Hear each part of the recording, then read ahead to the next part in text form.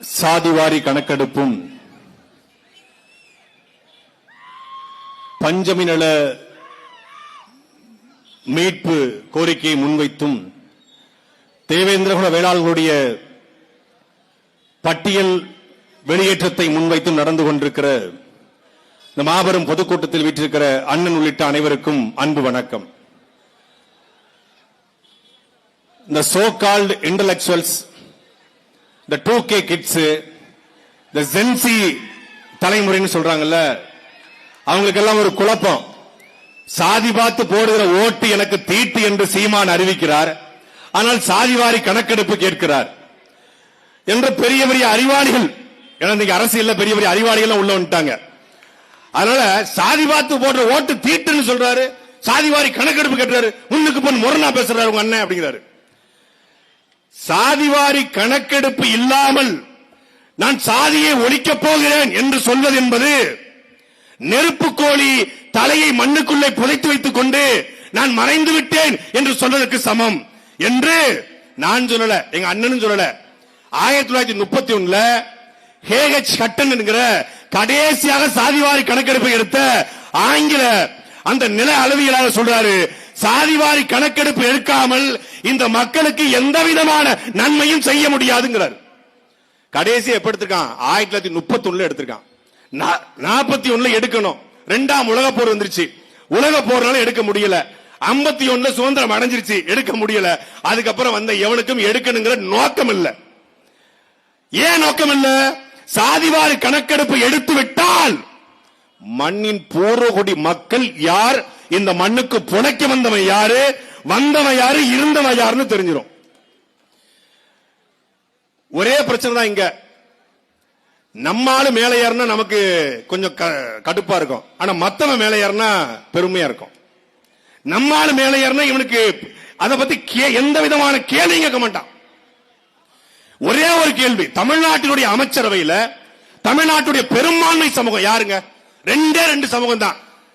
இவங்க சில பேர் வந்து தேவமாறும்பாங்க, சில பேர் கோணாக்கம் மாறும்பாங்க, சில பேர் முத்திரையர்பாங்க. முத்திரையர் 1 கோடி, தேவமாறு 1 கோடி, தேவர்லிங் கல்லர் 1 கோடி, அகமுடையார் 1 கோடி, மறவர் 1 கோடி, மறவருக்குள்ள கொண்டையங்கோட்டை மறவர் 1 கோடி, கொண்டையங்கோட்டை இல்லாத மறவர் 1 கோடி, ஆளாளுக்கு ஒன்று சொல்லுவாங்க. அகமுடையார்ல அந்த அகமுடையார், அம்பல அகமுடையார் அது ஒன்று சொல்லுவாங்க. கொங்கு வெள்ளாள கவுண்டர் 1 கோடி, அது பக்கம் செட்டியார் 1 கோடி, நாட்டுக்கோட்டை செட்டியார் 1 கோடி இருக்காங்க. இப்படி ஆளாளுக்கு சொல்லுவாங்க. ஆனா உண்மையிலேயே 2 கோடிக்கு மேல இருக்கிற ஒரு சமூகம் பறையர் சமூகம். சென்னை தொடங்கி கன்னியாகுமரி வரைக்கும் பறையர்கள் இல்லாத ஊர் கிடையாது. அதே போல பெரும்பான்மை சமூகம் நம்முடைய வன்னியர் சமூகம். வன்னியர் பறையர் 2ம் பெரும்பான்மை சமூகம். ஆனால் பெரும்பான்மை சமூகமா இருக்கக்கூடிய ஆதி தமிழ் குடி பறையர்ல தமிழ்நாட்டு அமைச்சரவையில் எத்தனை அமைச்சர் சமூக நீதி காத்த, சாதி ஒழிக்க வந்த, ஒடுக்கப்பட்ட, தாழ்த்தப்பட்ட கீழ்நிலை மக்களை மேல தூக்க வந்திருக்க சொல்ற எவனாவது ஒருத்தன் கேட்டதுண்டா? 2 கோடி பேருக்கு மேல நாங்க இருக்கிறோம். நாங்க இல்லாத ஊர் இல்ல, நாங்க ஓட்டு போட்டதை எவனும் ஜெயிக்க முடியும். ஆனால் எங்களுக்கு ஏன் ஒரு அமைச்சரை தவிர யாரும் இல்ல. அந்த ஒரு அமைச்சரும் 4 வருஷமா 4 முக்கள் நின்று அண்ணன் சீமான் கத்துறதுனால கிடைச்சது. அண்ணன் கோவி செழியன் அவர்களுக்கு திமுக இருக்கிற ஒரு நல்ல மனுஷன், உயர்கல்வித்துறை அமைச்சர். அது பொன்முடி தப்பு பண்ணதுனால அவருக்கு கிடைச்சிருச்சு, நாங்க போடல. வேற யார் இருக்கா? கிடையாது. தமிழ்நாட்டினுடைய ஆதி திராவிடர் நலத்துறையின் அமைச்சராக மரியாதைக்குரிய அக்கா கயல்வெளி செல்வராஜ் இருந்தாங்க. அதை பறித்துட்டு மரியாதைக்குரிய அண்ணன் மதிவேந்தன் அவர்களுக்கு கொடுத்திருக்காங்க. சரி, அவரும் அதே பிற்படுத்த ஒடுக்கப்பட்ட சமூகத்திலிருந்து வந்தவர் என்பதற்காக அவருக்கு கொடுக்கப்பட்டிருக்கு. நான் கேட்கிறேன், தமிழ்நாட்டில் நாயுடுவும் பறையரும் ஈக்குவலா தான் இருக்காங்களா? நாயுடு தமிழ்நாட்டில் 4 அமைச்சர், பறையர் 1 அமைச்சர். இதுக்கு பேர் எப்படா சமூக நீதி? இதுக்கு எப்படா சரியான இட ஒதுக்கீடு? அதே போல கோணார்கள் புறக்கணிக்கப்பட்டிருக்காங்க, நாடார்கள் புறக்கணிக்கப்பட்டிருக்காங்க. மறவர் ஒரே ஒரு அமைச்சர் தான், அதுலயும் அவர் அறமறவர் தான். அவரு லெமன் பிக்சிங்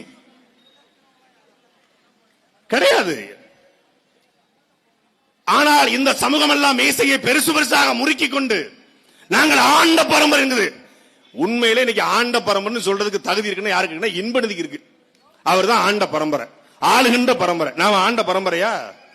ஒரு காலத்துல once upon a time long long ஏகோ நம்ம ஆண்டோம். இன்னைக்கு யார் ஆள்றா? அண்ணன் உதயநிதி ஸ்டாலின் சொல்லிக்கலாம், தம்பி இன்பநிதி சொல்லிக்கலாம், வேற யார் சொல்ல முடியும்? நாம சொல்ல முடியாது. அப்ப நாம் ஆண்ட பரம்பரை அல்ல, ஆளுகின்ற பரம்பரையும் அல்ல. அதற்காகத்தான் இந்த இடஒதுக்கீடு. நீ சமூக சாதிவாரி கணக்கெடுப்புன்னு ஒண்ணு எடுத்துட்டா, தேவர் எத்தனை, தேவேந்திர எத்தனை, நாடார் எத்தனை, கோணார் எத்தனை, பிள்ளமார் எத்தனை, செட்டி எத்தனை, முதலி எத்தனை, வன்னியர் எத்தனை, பறையர் எத்தனை, எல்லாம் தெரிஞ்சிடும். தெரிந்து விட்டால் என்ன தெரிஞ்சிடும்? ஏன் ஆளு எதற்காக இத்தனை எம்எல்ஏ இல்லைன்னு நம்ம கேட்போம், ஏன் அமைச்சரவை இல்லைன்னு கேட்போம், ஏன் துணைவேந்தராக இல்லைன்னு கேட்போம், ஏன் தாசில்தாரா இல்ல, ஏன் கலெக்டரா இல்ல, ஏன் ஐபிஎஸ் இல்ல, ஏன் இன்ஸ்பெக்டரா இல்ல, ஏன் போலீஸா இல்ல, கேள்வியை கேட்போம். சட்டையை பிடிச்சு கேட்போம். கேட்க கூடாது. தமிழ்நாட்டுடைய அமைச்சர்மார்கள் பிஏ யாரும் தெரியுமா? Personal secretary. ஒரு தேவேந்திர காட்டு பார்ப்போம், ஒரு நாடார காட்டுங்க, ஒரு மரவரை காட்டுங்க, ஒரு வன்னியரை காட்டுங்க. முழுக்க முழுக்க இசை வேளாளர் சமூகம் மட்டும்தான் தமிழ்நாடு அமைச்சருடைய பர்சனல் செக்ரட்டரி. இது எங்க பர்சனல் செக்ரட்டரி கிட்டே இடஒதுக்கீடு இல்லையே. பீகாருடைய மரியாதைக்குரிய முதலமைச்சர் நிதிஷ்குமார் யாதவ் அவர்கள் தன்னை சமூக நீதி காவலர்னு சொல்லல, தன்னை இடஒதுக்கீட்டு நாயகன் சொல்லல, நான் சமூக நீதி காத்த மண் என்று பீகார் சொல்லல. ஆனா அந்த பீகார்ல சாதிவாரி கணக்கெடுப்பு எடுத்து உயர்நீதிமன்றம் ரத்து செய்து மீண்டும் சட்டசபையில் தீர்மானத்தை நிறைவேற்றி சாதிவாரி கணக்கெடுப்பை 1931 பிறகு எடுத்த மண்ணு பீகார். ஆனால் பீகார் சொல்லல சமூக நீதி காத்த மண் பீகார் என்று. இங்க பெருமையோட அந்த வகையில் நாங்க சமூக நீதி காத்த தலைவர்கள், இடஒதுக்கீட்டுல எங்களுடைய தலைவர் அவர்கள் இடஒதுக்கீட்டு நாயகன் சொல்லுவாங்க. அருந்ததிய மக்களுக்கு, பறையர்களுக்கு, தாழ்த்தப்பட்ட ஒடுக்கப்பட்ட வார்த்தையை போடுறது. யாரா தாழ்த்தப்பட்டவன்? யாரா தாழ்த்தப்பட்டவன்? தாழ்த்தப்பட்டவன் தான்டா, அவன் தாழ்ந்தோடா. தாழ்த்தியவன் எவன்? அதான் கேள்விங்க. இந்த கேள்வி இந்த நிலத்துல எழுப்பிய ஒரே தலைவன் எங்களுடைய செந்தமன் சீமான் மட்டும்தான். அவன் பிற்படுத்தப்பட்டவன். அவன் பிற்பட்டவன் கிடையாது, பிற்படுத்திருக்கிறான். இவன ஒருத்தன் ஒடுக்கி இருக்கான். அவன் யாரு? அவன் தான் இடபிள்யூஎஸ், எக்கனாமிக்கலி வீக்கர் செக்ஷன் உட்கார்ந்திருக்கான். அவன் தான் நம்மள புறம் பிற்படுத்திட்டு, நம்மள புறம் ஒடுக்கிட்டு, நம்மள புறம் தாழ்த்திட்டு அவர் சொகசா 10 விழுக்க வாங்கிட்டு போயிட்டாரு. இந்த கேள்வியை எழுப்ப ஒரு ஆன்மீக தலைவர் இங்க சொல்லுவாங்க, நாங்களும் சாதிவாரி கணக்கெடுப்பு தான் கேட்கிறோம். உங்க அண்ணன் மட்டுமா கேட்கிறாரு? சரி, எங்க அண்ணன் மட்டும் கேட்கல, நீங்களும் கேட்கறீங்க. சாதிவாரி கணக்கெடுப்புனா என்ன சொல்லுங்க? சாதிவாரி கணக்கெடுப்பு என்பது சாதிவாரியா கணக்கெடுப்பது. எப்படி வக்பாரிய சட்டம் என்பது வக்புவாரிய சட்டம் என்பது வக்பாரிய சட்டம் என்பதால் வக்பாரிய சட்டம். ஆகச்சிறந்த இன்டலெக்சுவல்ஸ் உள்ள வந்திருக்காங்க இங்க தமிழ்நாட்டு அரசியல். அதற்கும் சில பேர் அறிவாளிகள் புறம் போயிருக்கான். தமிழ்நாட்டு அரசியல் ஒரு அரசியல் கட்சி கூட்டத்தில் காவல்துறை சேர் போட்டு உட்கார்ற கூட்டத்தை பாத்தீங்களா? அது நாம் தமிழர் கட்சி கூட்டத்தில் மட்டும்தான் முடியும். இங்க காவலர்கள் நிக்கிறாங்க, அவங்க கையை கட்டி நிக்கலாம். கையை கட்டி காவலர்கள் செந்தமிழன் சீமான் எப்போது பேசுவார் என்று ரசித்து பார்க்கிற ஒரு கூட்டம் அது நாம் தமிழர் கட்சி கூட்டம். அதான் அப்படிப்பட்ட கூட்டம். ஆனா இங்க மக்களுக்கு பாதுகாப்பு இல்லைன்னு போராட்டம் பண்ணா காவலருக்கும் பாதுகாப்பு இல்ல. காவலர்களுக்கு போராட்டம் போனா காவலர் கையை கடிச்சு வச்சிடறாங்க. நாங்க தான் சொல்றோம், அது அணில பார்த்து பத்திரமா நீங்க கையாளணும் சொன்னா அது கையை கடிச்சு வச்சு. மதுபான கடை எடுத்து போராட போயிட்டு கிருஷ்ணகிரியில 4-5 அணில் குஞ்சுகள் போய் காவலரோட கையை கடிச்சு வச்சிருக்காங்க. காவலருடைய வேலை என்பது போராட்டம் பண்ணுவதா தடுப்பது, பாதுகாப்பது அவங்களுடைய வேலை. போராடுவது உங்கள் உரிமை என்றால் அந்த போராட்டத்தை பாதுகாப்பது, அந்த மதுபான கடையை உடைச்சிடக்கூடாது, லாண்ட் ஆர்டர் இஷ்யூ ஏற்படக்கூடாது, ஒரு பப்ளிக் ப்ராப்பர்ட்டி டேமேஜ் ஏற்படக்கூடாது, தடுப்பது காவலர் வேலை. தமிழ்நாட்டில் என்னைக்காவது எங்களை எத்தனை வழக்கு, 240 வழக்கு வலசரவாக்கம் காவல் நிலையத்துறை அண்ணன் சீமானை அழைத்துக் கொண்டு போய் அவ்வளவு அவமானப்படுத்த காவல்துறை நினைத்தது. 240 வழக்கு, குண்டர் சட்டம், என்எஸ்ஏ, என்ஐஏ. என்னைக்காவது நாம் மகிழ்ச்சி பிள்ளை ஒரு நாள் ஒரு காவல்துறையின் சட்டப்பைய பிடிச்சிருப்பான் என்கிற செய்தி உண்டா? அதாண்டா ஒழுக்கமான தலைவனின் வளர்ப்பு. சினிமால பஞ்சலாக பேசி பேசி பழக்கப்பட்டு போலீஸ் பெரியவரா அப்படி பேசி பேசி பழக்கப்பட்டவனுடைய ஆளுக்கு இன்னைக்கு கையை கடிச்சிருக்காங்க. அடுத்தடுத்து முன்னேறி போவாங்க, தொண்டை கெடுப்பாங்க. இது ஒரு சோம்பிஸ் கூட்டம். அது அந்த கூட்டமும் இந்த உளுந்தூர்பேட்டையில் இருந்தா அவர்களுக்கும் சேர்த்துத்தான் இந்த சாதிவாரி கணக்கெடுப்பு, அவர்களுக்கும் சேர்த்துதான் இந்த இடஒதுக்கீடு, அவர்களுக்கும் சேர்த்தான் இந்த பஞ்சம நில மீட்பு. பஞ்சம நிலத்தை மீட்கன்னு சொன்னா திமுகவுக்கு அடிவயத்துல அனல் குண்ட வச்ச மாதிரி இருக்கும். அதுவும் அறிவாலயத்துக்கு கீழே அனல் குண்ட வச்ச மாதிரி இருக்கும். ஏன்னா அறிவாலயமே பஞ்சம நிலத்துல தான் இருக்கு. அப்ப எங்கிருந்து மீட்கிறது? முதல்ல அங்கிருந்து தொடங்க வேண்டியிருக்கு. ஐயோ இவங்க ஏன் பதறாங்க? நாம் தமிழர் கட்சி ஆட்சிக்கு வந்துடக்கூடாதுன்னு ஏன் பதறான்னா, முதல்ல கை எங்க வைப்பாருன்னு தெரியும்ல. முதல் நாள் முதல் கையெழுத்து அறிவாலயத்துல தான் போடுவாரு. அறிவாலயத்தில் லேண்ட் எடுப்பா முதல்ல, அதை அங்கிருந்தா தொடங்கும். அதான் அவங்க ரொம்ப பதறாங்க. தமிழ்நாடு முழுக்க 12 லட்சம் ஏக்கர் இந்த 12 லட்சம் ஏக்கரும் பறையர் சமூக மக்கள்கிட்ட இருந்திருந்தா எவனும் பறையர் சமூக மக்களுக்கு நாங்க தான் படிக்க வச்சோம், நாங்க தான் பறையருக்கு பேண்ட் ஷர்ட் போட்டு கொடுத்தோம், நாங்க தான் பறையருக்கு தோல்ல துண்டு போட்டோம், நாங்க தான் பறையருக்கு தனி சுடுகாடு வாங்கி கொடுத்தோம், நாங்க தான் பறையருக்கு சமாதானபுரம் கட்டி கொடுத்தோம். ஒரு மயிலும் தேவலடா, நீ என்னடா சமாதானபுரம்? இந்த ஊருக்கு பெரியார் சமாதானபுரம் கட்டினாங்க, என்ன இருக்கு அங்க? எரும மாடு படுத்து கிடக்கு. பெரியார் சமாதானபுரத்துல சமத்துவபுரம், பெரியார் சமத்துவபுரத்துல என்ன இருக்கு? ஊருக்கு வெளியே, ஊருக்கு பக்கத்துல இருந்த என்னுடைய சொந்த சகோதரனை ஊருக்கு வெளியே கொண்டு தூக்கி தூர போட்ட, அதான்டா உன்னுடைய சாதி வெறி. சமத்துவபுரம் இல்லது, அது சமத்துவம் இல்லாத புறம். நீ கொள்ளையடிப்பதற்கு அதுல ஒரு 100 வீட கட்டி கொள்ளையடிச்சிருப்பாங்க. சமத்துவபுரம் அப்படி தேவையில்லை. நீ நிலத்தை கொடு, நாங்க அறிவாலயத்தை விட பெரிய பெரிய அறிவாலயத்தை நாங்க கட்டிக்கிறோம். பறையர்கள் பண்ணையாரா மாறிடக்கூடாது. மாறினா என்ன பண்ணுவான்? அவன் திமிருவான். ஏற்கனவே மரபணுக்குள்ள வீரம் இருக்கு, ஒவ்வொரு பறையரி மரபணுக்குள்ளையும் வீரம் இருக்கு. ஏன்னா அவன் தான் முதல் குடி, தாய் குடி.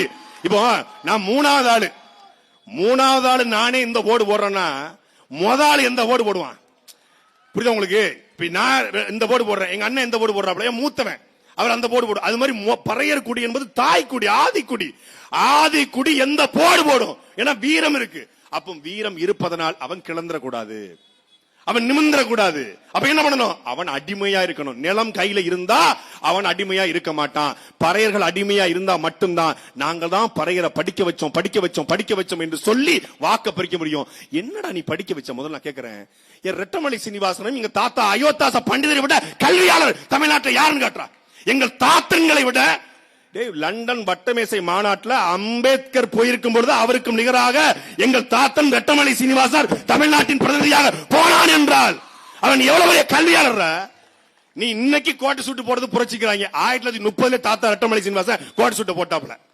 அப்படி கோட் சூட் போட்டு திவான் பகதூர் மாதிரி அப்படி நிக்கிறாப்ல ஆளு. அப்படி 6.2 ஹைட்ல மீசைய முறுக்கிட்டு அப்படி நின்னா அப்படி இருந்திருக்கு. அவரை போய் அந்த சமூகத்தை போய் நாங்க தான் படிக்க வச்சோம். சரி, அவரெல்லாம் படிக்க வச்ச கருணாநிதி ஏன் 7 மேல படிக்கல? பதில் இல்ல. முயற்சி திருவினையாக்கும் முயற்சின்மை இன்மை புகுத்திவிடும் உலகத்துக்கே தெரியும். முயற்சி திருவினையாக்கும் முயற்சின்மை இளமை புகுத்திவிடும். யாரு? உங்க ஐயா ஸ்டாலின். எங்களை எல்லாம் படிக்க வச்சுட்டு எங்க பறையரை படிக்க வச்ச, எங்க வன்னியரை படிக்க வச்ச, எங்க நாடாரை படிக்க வச்ச, தேவரை படிக்க வச்ச, எல்லாரையும் படிக்க வச்ச. ஏன் ஸ்டாலினை ஒழுங்கா படிக்க வைக்கல? அப்போ இங்க ஒரு தேவை என்பது என்ன? புரிதல். புரட்சி இல்ல, புரிதல் தேவைப்படுது. புரட்சி செய்வதற்கு நாங்கள் தயாரா இருக்கிறோம். ஒரு புரிதல் மக்கள்கிட்ட தேவைப்படுது. என்ன புரிதல்?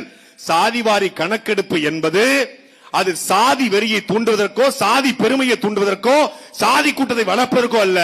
தேவருக்கு தேவையானதை தேவருக்கு கொடுத்துட்டா அவர் நிம்மதியா இருக்க போறாரு. நாடாருக்கு தேவையானதை நாடாருக்கு கொடுத்துட்டா அவர் நிம்மதியா இருக்க போறாரு. பறையருக்கு தேவையை பறையருக்கு கொடுத்துட்டா அவரு பெருமையடைய போறாரு. வன்னியருக்கு தேவையான 10.5 இல்ல 15.5 கூட கொடுப்போம், எண்ணி கொடுப்போம். இந்த கேள்வியை இந்த நிலத்துல தொடர்ச்சியா எழுப்புது ஐயா ராமதாஸ் எழுப்புறாங்க, பெருமதிப்பிற்குரிய ஐயா எழுப்புறாங்க. ஆனால் அது வலிமையான போராட்டமாக தமிழ்நாடு முழுக்க இருந்திருக்கிறதா? இல்லை. இந்த நிலத்தில் இந்தியா முழுக்க ஒருத்தனுடைய குரல் ஒலிக்கிறது என்றால் அது எங்கள் செந்தமனன் சீமானுடைய குரல் மட்டும்தான். பறையர் பிரச்சனையே இங்க மட்டும் பேச மாட்டாரு, வன்னியர் பிரச்சனையே கன்னியாகுமரியில் மேடை போட்டு பேசுவாரு. மருதுபாண்டியர்னா சிவகங்கையில முடக்கி வச்சிருந்தாங்க, கொண்டு போய் சேலத்துல போடுவாரு. தீரன் சின்னமலையை கொண்டு போய் மதுரையில பேசுவாரு. தமிழ்நாடு முழுமைக்கும் கொண்டு போய் தமிழர் பிரச்சனையாக மாற்றக்கூடிய ஒரு தலைவன் இங்க தேவைப்படுகிறான். அதை விட்டுட்டு இந்த பிளாஸ்ட் வேற லெவல் ப்ரோ, வெறித்தனம் ப்ரோ அப்படின்ட்டு போனன் வை, மீண்டும் ஒரு கேடுகட்ட ஆட்சிட்ட மாட்டிட்டு நாம் சிக்கி தவிப்பதை யாராலும் தவிர்க்க முடியாது. ஏற்கனவே ஒரு துண்டு சீட்டு மாட்டிக்கிட்டு தமிழ்நாடு 50 வருஷமா தத்தளிச்சு நிக்குது. இப்போ ஒரு A4 சீட்டு வந்திருக்கு. தன் மக்களுடைய பிரச்சனைய மனசிலிருந்து பேச முடியாதவன் தலைவனாக இருக்க முடியாது. தமிழ்நாட்டு மட்டுமல்ல, உலகத்தின் அனைத்து பிரச்சனைக்கும் இந்த 15 ஆண்டுகள்ல குரல் கொடுத்த ஒரே தலைவன் சத்தியம் மட்டும் சொல்ல முடியும், எங்க அண்ணன் சீமான். நீ சொல்லு, எந்த பிரச்சனைக்குள்ள? ரோஹிங்கியாக்கு பேசலையா? இஸ்ரேல் பாலஸ்தீன பிரச்சனைக்கு பேசலையா?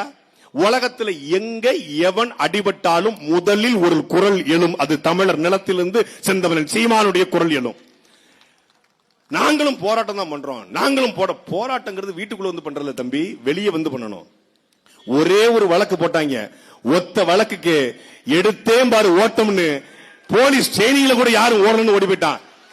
இந்த நிலத்துல சீமானை தவிர வேற யாருக்காவது 250 வழக்கு போட்டு இவ்வளவு பெரிய கூட்டத்தை கூட்ட ஸ்ட்ரென்த் இருந்தா சத்தியமா 2 சீட்டுக்கு திமுக அடங்கு போயிருப்பான். நீங்க மனசாட்சி சொல்லுங்க.